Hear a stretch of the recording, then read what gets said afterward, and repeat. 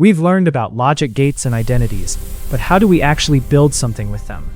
In the digital world, we start with a Boolean function, a mathematical expression made of binary variables and operators like and, or, and not. Today, we're going to turn those equations into real-world circuits. A Boolean function takes binary variables as inputs and produces an output of either 0 or 1. For example, in the function f equals x plus y, the output is 0 only if both x and y are 0. For any other combination, the output is 1. Every algebraic expression like this can be transformed into a logic circuit. Let's start simple.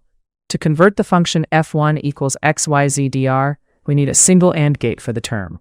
But since we have a z-bar, we must first pass the z input through a NOT gate to invert it before it enters the AND gate. What if we have addition?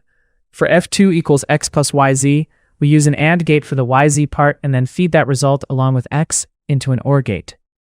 For functions with multiple terms, like f4 equals xry plus xzdr, we create individual branches. We use 2 AND gates for the 2 terms and 2 NOT gates to get our inverted inputs. Finally, an OR gate combines the outputs of both AND gates to give us our final result. No matter how long the function is, the process is the same. Solve the internal terms with AND gates and join them all together at the end with an OR gate. Want to try this yourself? You can use simulation tools like Logisim to build and test your own Boolean circuits before you ever pick up a soldering iron.